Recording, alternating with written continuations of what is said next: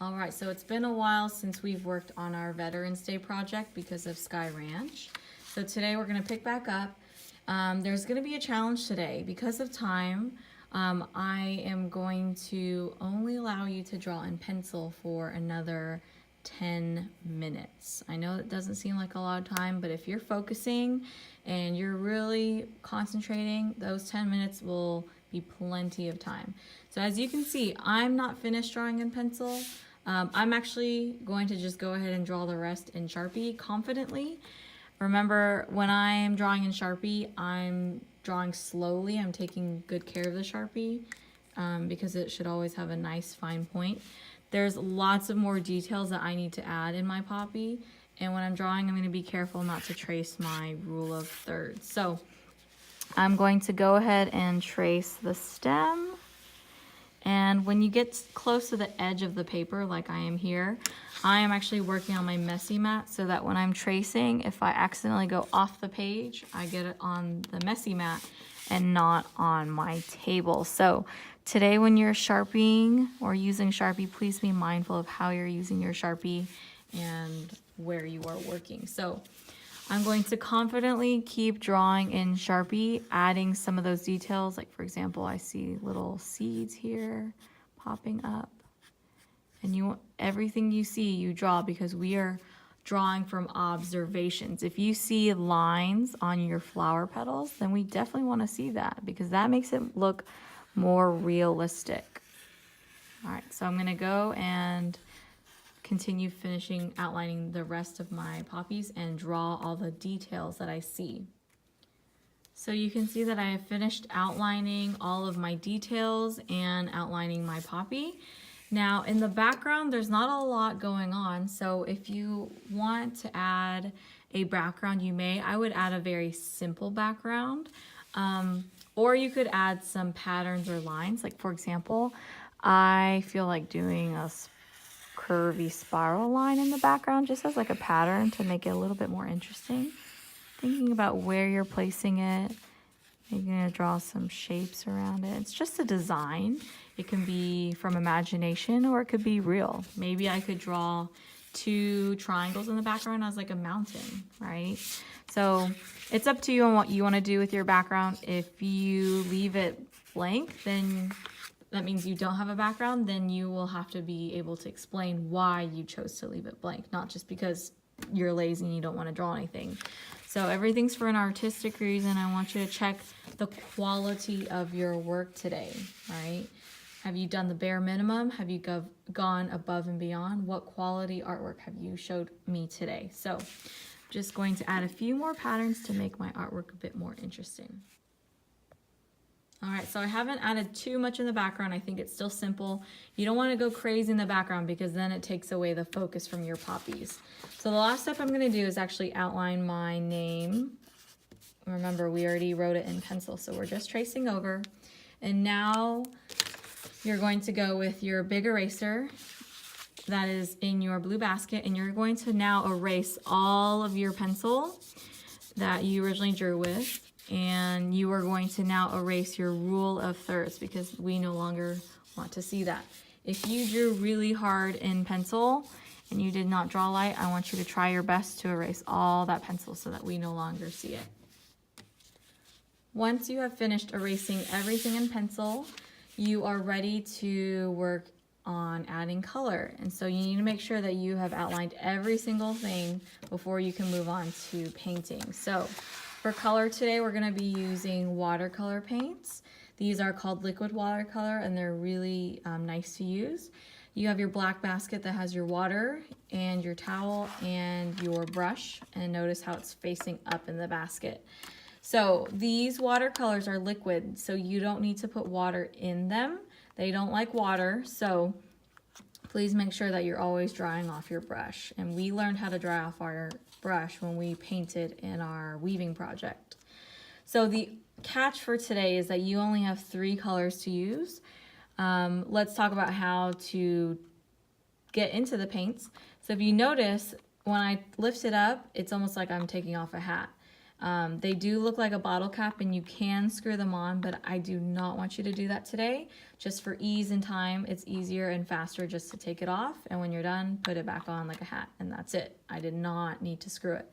So you will get the color green today, you will also get yellow, and you will also get red. Now, I do not have orange for you today, but if you need to make orange for your poppy color, then you will need to mix and make your own. So think about, if I mix red and yellow, think about what that makes, and you should get the color orange. So make sure that if you are wondering, well, where's the orange paint? Well, you're gonna have to mix your own. Now, I accidentally grabbed off the wrong cap. This is the red and yellow and green. So I only gave you the colors you need to paint your poppy today. I only want you to paint your poppy and your stem. I do not want you to paint into the background just yet. Now, I actually just added something on my artwork. I wonder if you can guess what I just added. I forgot to double check my arc really well. And if you're thinking it's the stems on my, or if you're thinking, I actually went back and added one more detail. I wonder if you can spot what's different about my artwork. And if you were thinking the leaves, you are right. I actually did not double check my artwork well enough, and I forgot to add the leaves on my stem. So that was a big point. So what I was trying to say was, for your paint colors today, I only want you painting your poppy. Now, I'm gonna demonstrate how I would paint my poppy. So poppy is usually red and a little bit orange. So I'm going to use my brush like a ballerina, and notice when I dip my brush into the paint, I'm always wiping, because if I don't, it's gonna drip all over my artwork, and I don't want that. So please make sure you wipe your brush off on the side of the paint tray. And I'm just mindfully painting, and I'm gonna leave the center a little bit white because I want to mix in a little bit of yellow to make my orange. So notice how I'm really using the tippy toes of my brush, controlling it, being mindful.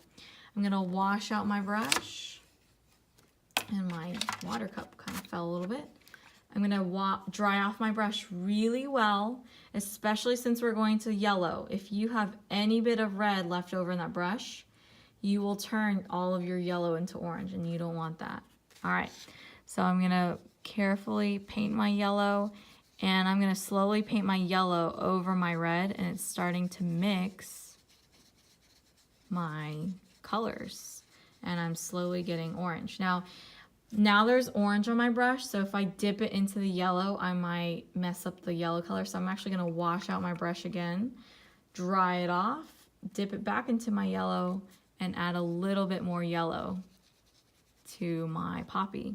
So you see how I'm kind of blending them back and forth, kind of trying to make them become best friends. And so that's how I created my first poppy. Now I'm gonna dry it off and go into the green, wiping it off because I don't want that green to drip. And because the stem is so skinny, I'm really trying to control my brush using the tippy toes. You don't want to hold it flat, or you're, beautiful oops. Or you're gonna get a really thick painted line. So I'm gonna carefully and mindfully paint this. This part will take a lot of concentration. And if you get a little bit out like I did, it's not a big deal. We can always paint over it. Paint can be covered with more paint. And trying to keep a steady line. It's okay if it gets out of that Sharpie line. Not a big deal. It's a painterly look. When I'm painting larger areas of my artwork, I do turn it to its belly of the brush, and that lets me paint a larger space a little bit easier. When I get to the edge of my flower, I turn it back up tall like a ballerina. And make sure you're really spreading that paint. You should never see a pool of paint just sitting there.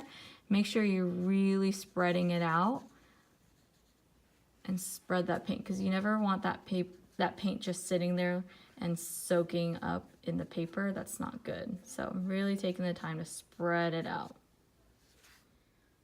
So because of time, you will most likely not finish painting your poppies. I'm gonna stop right here.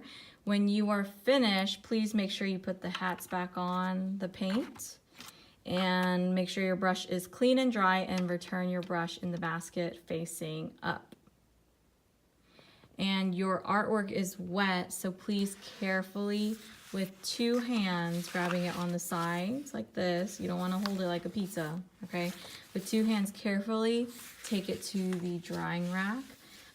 If you did not get to paint today, which is not a big deal, please turn your dry artwork back into your artwork folder. And at the end of class, please make sure that you take your water cup carefully out of the basket and go to the sink and refill it halfway with clean water and carefully put it back in the basket. If you are painting today and you notice that your water gets really, really dirty, you are allowed to go to the sink and refill it halfway with clean water. Please make sure we're not using the sinks to wash our hands. I do want to say the watercolors we're using today will get a little bit messy. As you can see, I've been painting a lot. And we don't have warm water and soap, so it will stain your fingers for a little bit, but as soon as you get water, warm water and soap, it will wash out.